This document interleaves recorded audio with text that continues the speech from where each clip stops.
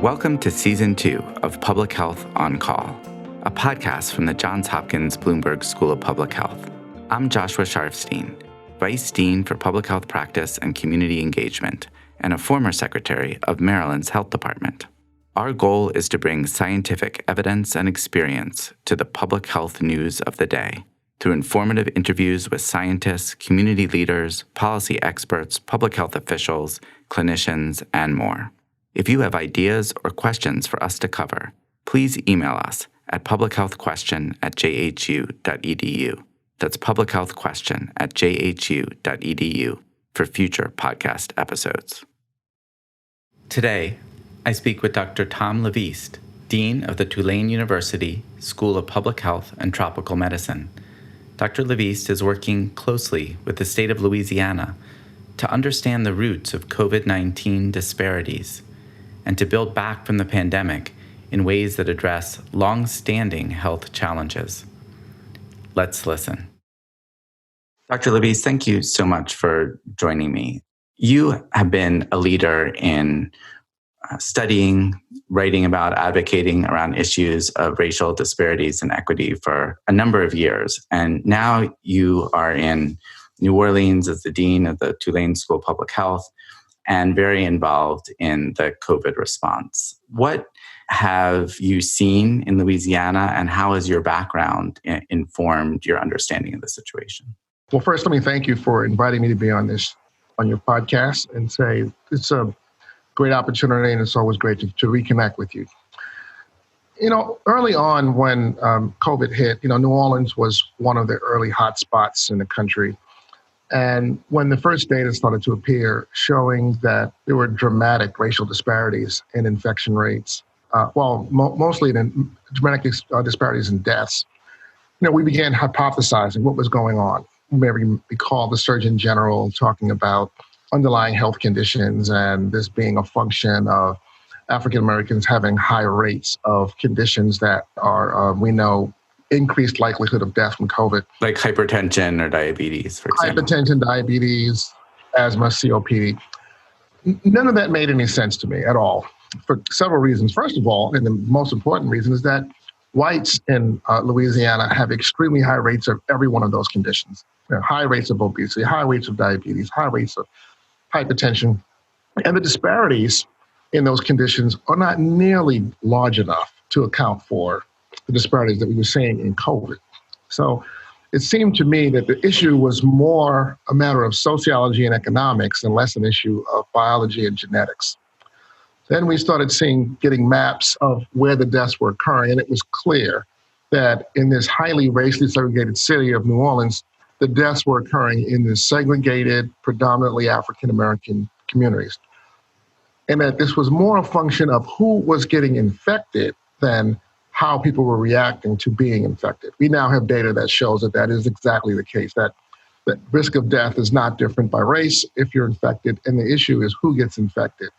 So this is a sociological problem, right? It's who does what kind of work, who has a job that allows them to work at home on Zoom and still collect their full paycheck, and who has a job that makes it possible for people like me to be able to work at home on Zoom and still collect my paycheck. And when you look at that distribution, it tracks perfectly with the distribution of who is dying of COVID.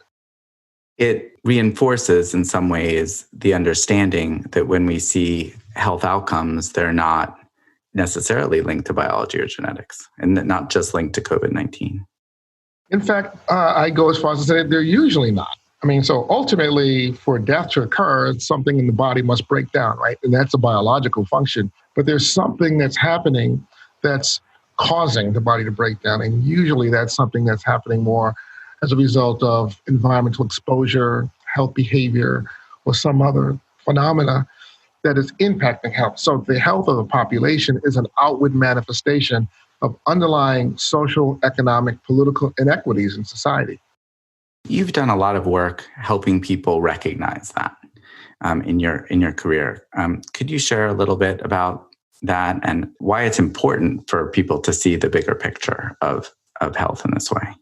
It's really important that people see the bigger picture, because otherwise we spend our limited resources on potential solutions that really aren't solutions. So if we spend our resources trying to find the pill that would address health disparities, right?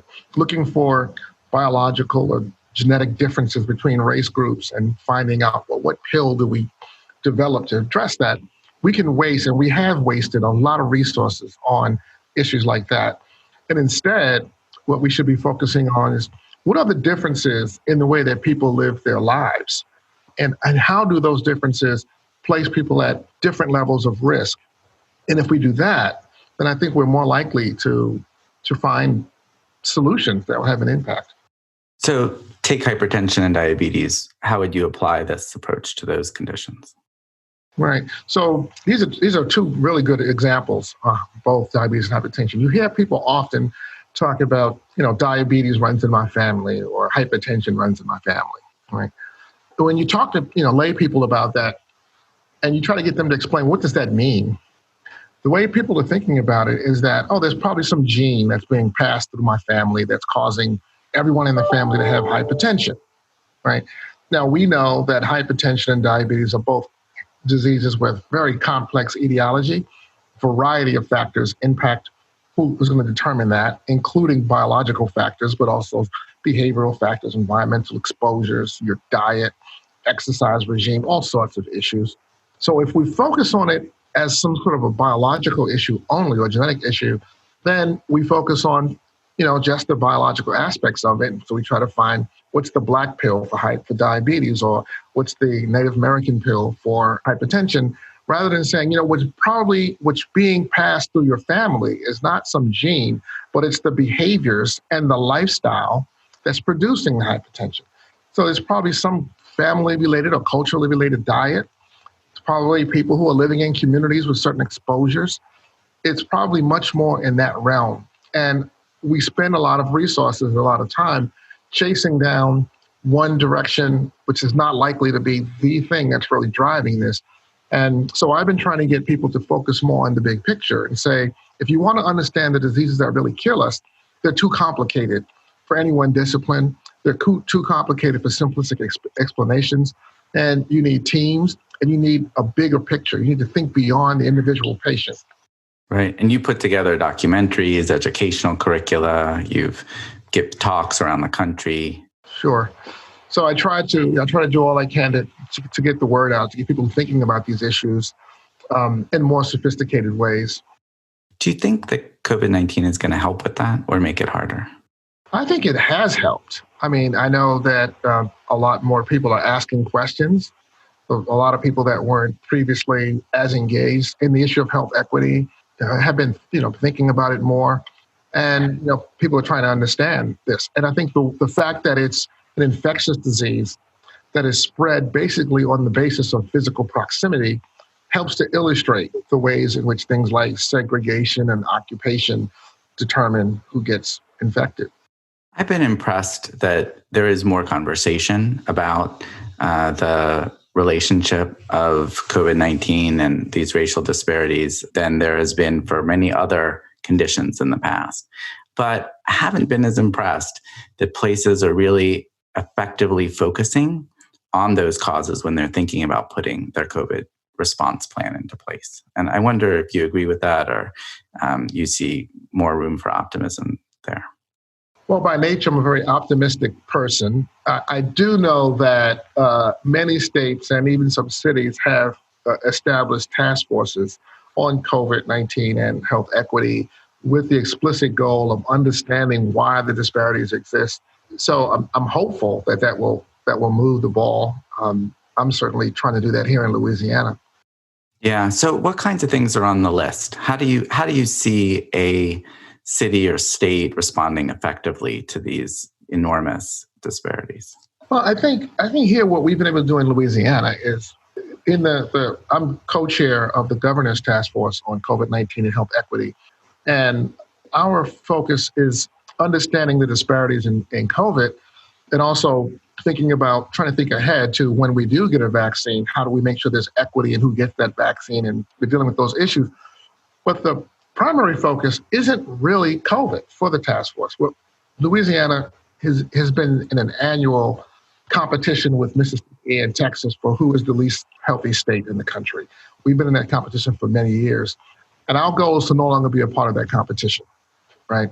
So we want to come out of this and not go back to normal, but go forward to a new normal. And so when we set the task force up, we didn't divide it into things like the testing group and the contact tracing group and things like that to focus only on this pandemic, although we do have those focuses also. But we created a committee, subcommittees on things like health policy. What health policies do we need to be looking at going forward to impact health? Prisons, what's happening in prison population? We have a very high incarceration rate here. So what changes can we make? Permanent changes can we make to ensure that prison health is protected? And the subcommittees were all created around these, different sectors of the society with a goal towards looking at what they're doing, not only during the pandemic, but what changes can we make in their processes going forward. So the idea is to use the political energy of the pandemic to draw attention to some of these longstanding issues that are driving health inequities. That is our explicit objective. Great. Any advice you have to people in areas of the country where they aren't seeing that attention? I ask you this because I know that you have been very focused on trying to break through people's misunderstanding, barriers, prejudices to kind of see these issues in full. What would you recommend? Well, we are talking. So the various task forces are talking. I have talked with the task force in Maryland. They've come in, they've spoke to our committee as well. I've also spoke to the legislature, the Maryland legislature. In many ways, I'm still a Marylander. So, I didn't mean to single out Maryland in particular, but we're hearing from all around the country.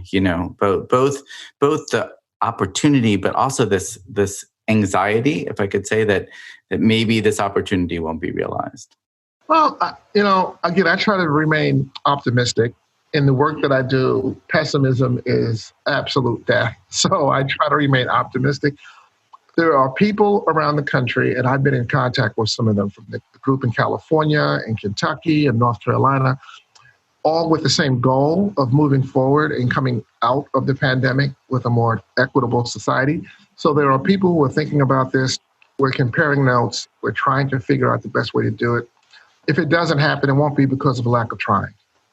Great. Well, thank you so much for taking time to talk to us about this really critical issue. And I know Louisiana is extraordinarily fortunate to have you there. We miss you at Johns Hopkins, though. Well, thank you for saying that.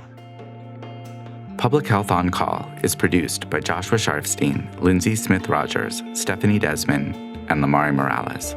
Audio production by Spencer Greer, Niall Owen McCusker, Cian Oates, and Matthew Martin, with support from Chip Hickey. Distribution by Nick Moran. Thank you for listening.